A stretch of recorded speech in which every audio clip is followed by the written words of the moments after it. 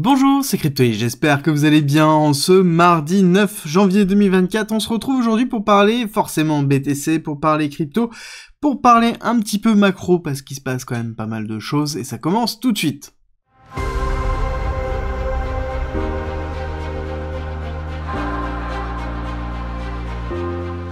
On va commencer par le tweet de Gary Gensler qui nous annonce que l'ETF est validé. Alors non, c'est pas exactement ça, mais en tout cas, il nous dit qu'il faut faire attention d'investir en crypto, que c'est très dangereux, etc., etc. Bref, un tweet de warning qui nous dit tout simplement que la validation va se faire et que ça va avoir lieu certainement aujourd'hui ou demain. On n'oublie pas que la deadline c'est le 10, c'est mercredi, et BlackRock, pour rappel à la news d'hier, nous dit que c'est mercredi. Donc là, on a Gary Gensler qui nous annonce tout simplement que c'est validé. Alors, à sa façon, oui, mais en l'occurrence, c'est validé. On a eu une grosse réaction d'ailleurs du prix directement, on est passé à 45 000, on a éclaté les 45 000, on va en discuter un petit peu après dans la partie technique. Au niveau des annonces aussi, on a la réduction des frais, et ça c'est très intéressant dans le sens où, ça y est, les ETF commence à faire la bataille des frais. Pour ceux qui ne savent pas, les ETF sont des sociétés qui possèdent les actifs collatéraux, donc par exemple dans notre cas ce sera du Bitcoin, et derrière on vend en fait les parts de cette société, c'est ce qu'on achète et c'est ce que l'on vend. Mais la détention de ces parts est facturée par la société en elle-même, 0,3% pour BlackRock, Grayscale 1,5%. Ça veut dire que tous les ans, il y a 0,3% qui arrive dans la poche de BlackRock du montant total qui est bloqué et alloué sur son fonds. Donc c'est énorme, c'est une manne financière qui est juste colossale. Et ce qui est intéressant de voir, c'est qu'on a un Grayscale qui est à 1,5, ils sont passés de 2 à 1,5 au vu de la concurrence. Et oui, il y a quand même une très grosse concurrence quand on regarde les frais. 1,5 c'est de loin le plus cher Grayscale. Ensuite on a 0,25 pour Arc, on a 0,30 pour iShare. Alors du coup ils ont en fait des frais minimes sous certaines conditions. On a 0,24 pour Bitwise, 0,25 pour Vanek, 0,5 pour WisdomTree, et on a Franklin qui est à 0,29, mais globalement, vraiment, il y a une guerre très forte au niveau des coûts. iShare, dans tous les cas, va être le moins cher, ou essaiera, quoi qu'il arrive, d'être le moins cher, ou en tout cas être vraiment dans la tranche basse, parce qu'on sait très bien que iShare c'est BlackRock, et BlackRock, généralement, a tendance à drainer le volume. Donc on va être vraiment sur des frais très bas, pour pouvoir drainer un maximum de volume, parce que, on regarde, on a quand même beaucoup de personnes qui sont positionnées dessus, donc on aura une guerre très forte. À savoir que lorsqu'il y aura le lancement du BTC, on parle du commencement du trading sur ce BTC, en tout cas sur ces ETF, qui seront très rapides. Alors je vais retrouver la nouvelle, c'était dans le tweet, si je dis pas de bêtises, de Goku, voilà c'est ça, qui pourront être négociés aussi rapidement que jeudi ou vendredi, donc vraiment fin de semaine dans lequel on pourra avoir un ajout de liquidité, et c'est cette nouvelle-là qui a fait réagir énormément le cours, cumulé avec le tweet de la SEC, parce que justement on pensait qu'il allait avoir un petit peu de temps avant d'avoir la possibilité d'avoir la liquidité et les fonds qui rentrent sur l'ETF. A priori ça va être très rapide, fin de semaine. Et là-dessus, on a eu d'autres nouvelles qui se sont rajoutées, que sur les ETF, on devrait avoir entre 50 et 100 millions qui devraient être injectés en 2024. Donc ça, en l'occurrence, c'est la Standard Chartered Bank qui nous donne cette information. Encore une fois, c'est une estimation. Et ensuite, on va avoir Vanek qui nous explique qu'ils vont seeder avec 72 millions de dollars, donc ça veut dire que sur la fin de semaine, on devrait avoir déjà une pré-seed ou une seed qui va être effectuée en OTC. Encore une fois, je vous rappelle que l'achat de ces BTC ne se feront pas sur le market, ce se fera en OTC, ça sous-entend directement over the counter, en dehors des prix market, ce qui est plutôt classique au vu des volumes qui vont être tradés, pour éviter d'avoir une explosion du prix trop forte. Par contre, on va toujours avoir la problématique de liquidité. Cette problématique de liquidité, on la connaît déjà depuis un certain temps. Le nombre de BTC disponibles à l'échange est vraiment drastiquement basse par rapport à tout ce que l'on a pu connaître, et plus ça va aller, plus ça va être le cas. Donc on est dans une problématique de liquidité, à voir comment le marché va réagir malgré le fait que les échanges soient effectués over the counter.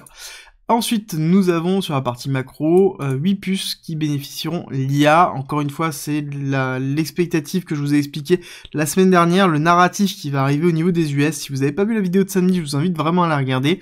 Là, on commence à avoir un certain nombre d'actions qui commencent à se mettre en place autour de ça, et ce qui est plutôt logique, parce qu'on va avoir toute la partie tech qui va être drivée par l'IA, toute la partie industrie qui va se tourner vers les outils nécessaires pour pouvoir aider l'intelligence artificielle à se développer, donc on va avoir tout un pan économique qui va commencer à s'accélérer, et c'est ce qui va être intéressant et important à voir.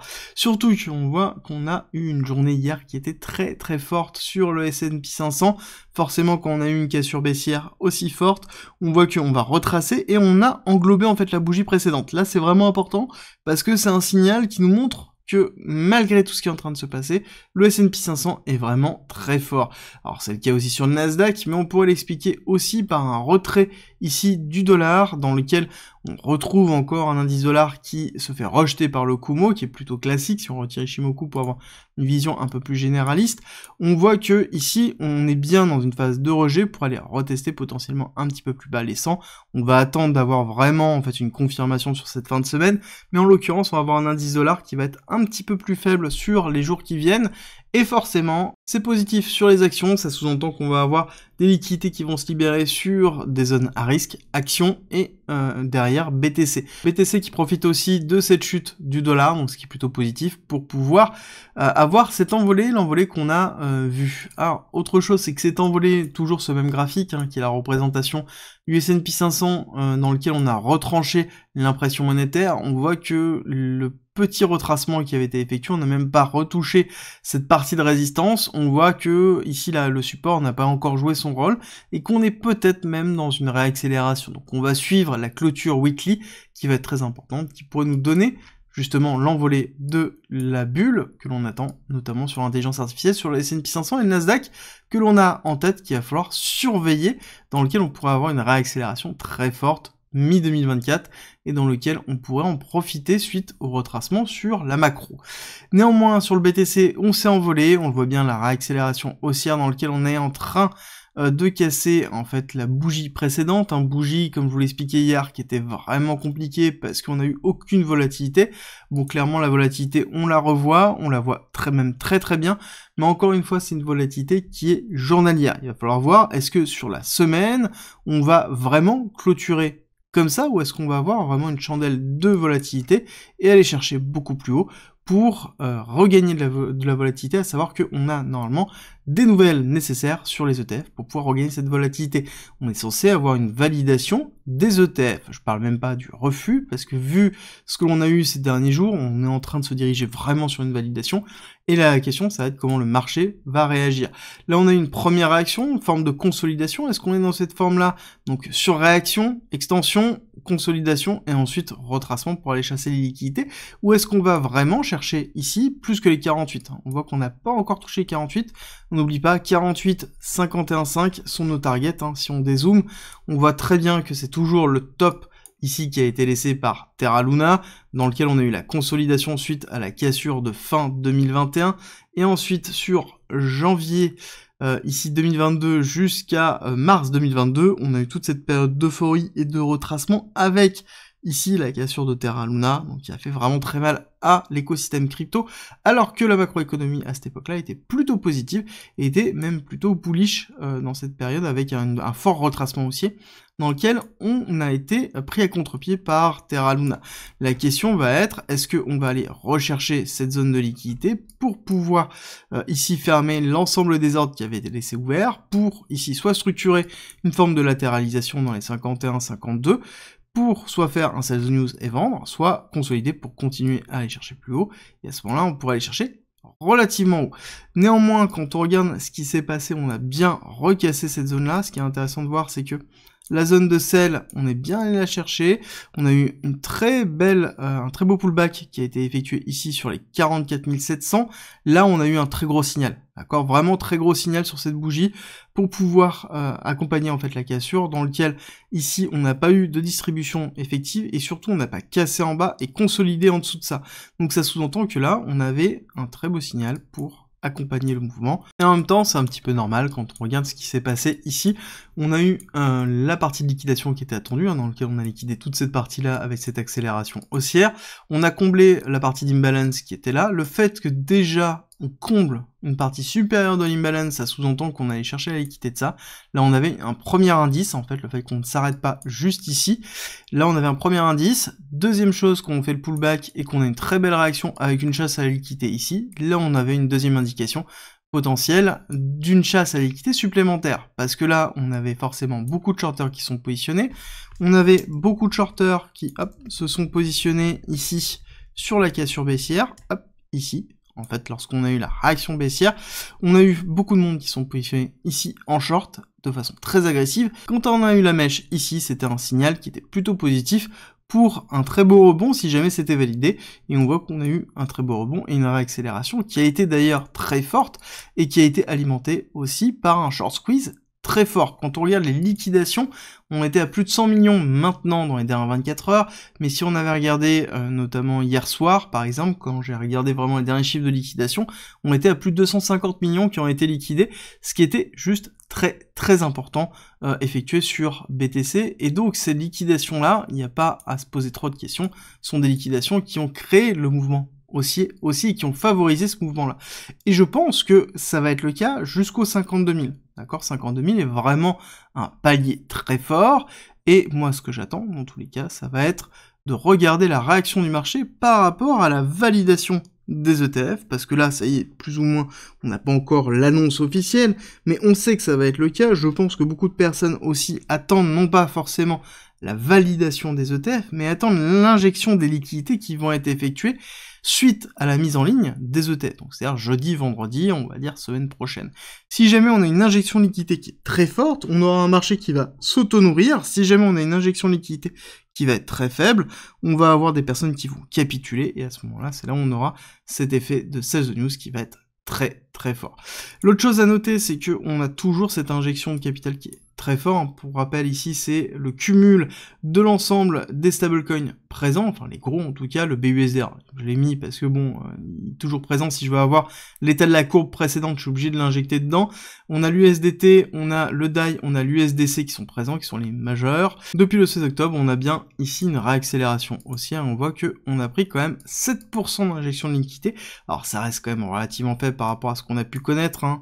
Hop, je vous mets le graphique pour bien vous montrer un petit peu à quoi ça peut ressembler quand on commence à vraiment accélérer dans un temps très très limité. Donc là, pour moi, on est plus dans cette phase ici, on n'est pas encore dans cette phase-là. Donc ça sous-entend que, personnellement, on devrait arriver dans les 240, 250, 260, pourquoi pas même 300, et c'est cet ajout de liquidité qui va être transféré directement au niveau du BTC, au niveau de sa dominance. On le voit bien qu'on a une réaccélération. Alors pour moi, c'est pas suffisant. Alors, je vais juste fermer ça pour l'instant. C'est pas suffisant, pour moi, on devrait casser ce high ici, d'accord, bien présent, un peu dans la même image où on avait première accélération, temporisation, deuxième accélération, temporisation. Le souci, c'est qu'ici, on a eu quand même un transfert de liquidité qui a été très violent sur les altcoins, donc on a beaucoup de mal à repartir. Ici, pour moi, c'est vraiment la target des 56%, on devrait être dans les alentours de 52 000 quand on devrait être ici, et là, on aura en fait un nouveau transfert sur les altcoins.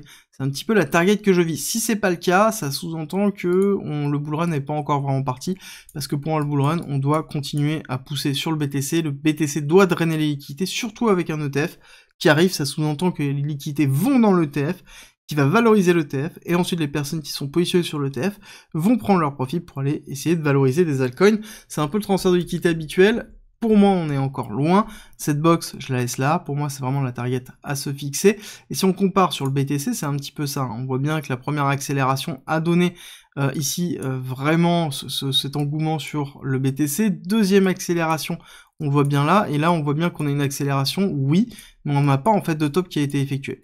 Et là, c'est vraiment, pour moi, la question que je me pose, c'est est-ce que là, on n'a pas trop déjà de liquidités qui sont étalées en fait dans les altcoins, qui sont répartis un petit peu partout. Si on regarde ce qui se passe ici, on va voir que en effet, on a déjà pas mal de surperformance. C'est-à-dire que réaction du BTC, qu'est-ce qui se passe? On a quand même un certain nombre d'altcoins dans lequel on a déjà une surperformance qui est plutôt positif, mais ça veut dire aussi qu'on a toujours la liquidité partagée, et donc on n'a toujours pas d'injection de liquidité au niveau du BTC, ce qui est plutôt en même temps normal, parce que à l'heure actuelle, on n'a toujours pas les ETF qui sont validés. Donc, pour moi, ça va être la réaction de cette courbe, lorsqu'on aura la validation que les ETF sont validés, et que les ETF sont échangeables, où normalement on est censé avoir un déversement de liquidité. C'est ce que le marché attend.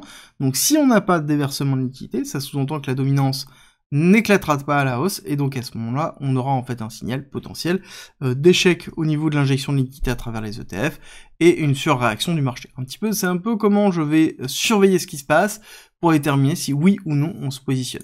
Au niveau de l'order flow, pas grand chose, hein, on a un tout petit peu d'open interest qui est en train de gonfler ici et ici, mais ça reste relativement faible, bien que quand on regarde ce qui se passe là, on voit bien que les CVD sont partis à la hausse, ça sous-entend que là on a quand même un signal d'agressivité, de retour d'agressivité du marché, ça reste quand même relativement faible, hein, on ne recasse pas en fait ces tops, et on a toujours ici le CVD spot qui est bien présent, et ça c'est plutôt positif, ça veut dire que on a des personnes qui achètent en spot et qui maintiennent le spot depuis en fait tout ce palier de latéralisation. On voit bien que là, on a un marché spot qui se tient beaucoup plus que le perpétuel, et quand on voit ça, c'est plutôt positif. Généralement, on a plus tendance à avoir un perpétuel qui monte et un spot qui diminue, qui est plutôt négatif, et là, c'est plutôt positif parce qu'on a une forme de reversal qui est en train de se faire. Ça veut dire qu'on a un positionnement spot qui est très agressif actuellement. Au niveau des liquidités, clairement, il n'y a pas grand monde qui se positionne ici en levier. On le voit très bien sur cette map-là, on le voit très bien aussi ici sur la map qui se trouve là, dans lequel on a vraiment très peu de personnes qui sont positionnées. Le seul open interest vraiment à levier que je peux voir en ce moment, il se trouve ici, sur le CME, donc le Chicago Mercantile Exchange, qui est l'open interest des institutionnels en futur sur le BTC, dans lequel on voit que on a un afflux en fait d'open interest qui est en train de se faire, donc de futurs, et que surtout il y a eu un mouvement qui s'est effectué hier dans la latéralisation, d'accord? On est passé de 5,75 à 6,21 au niveau de l'open interest du CME, au moment où on était dans la latéralisation. Donc c'est-à-dire des personnes se sont positionnées une fois que l'accélération était faite.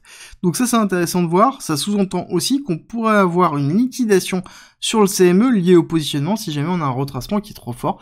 Ça va être à surveiller sur cette fin de semaine. Comme je l'ai dit sur Twitter, faites attention, vraiment, si jamais vous n'avez pas un véritable risk management, si vous ne savez pas ce que vous faites, surtout n'intervenez pas et ne jouez pas sur les marchés dans les jours qui arrivent, prenez du popcorn, relaxez-vous, retirez-vous du marché et regardez en fait ce qui va se passer, parce que ça va être très intéressant. Dans tous les cas, je pense qu'on aura beaucoup de manipulations, on aura beaucoup d'allers-retours, ce qui risque d'entraîner beaucoup de liquidations. Ne vous faites pas liquider, justement, profitez du spectacle, que ce soit à la hausse ou à la baisse, ça importe assez peu.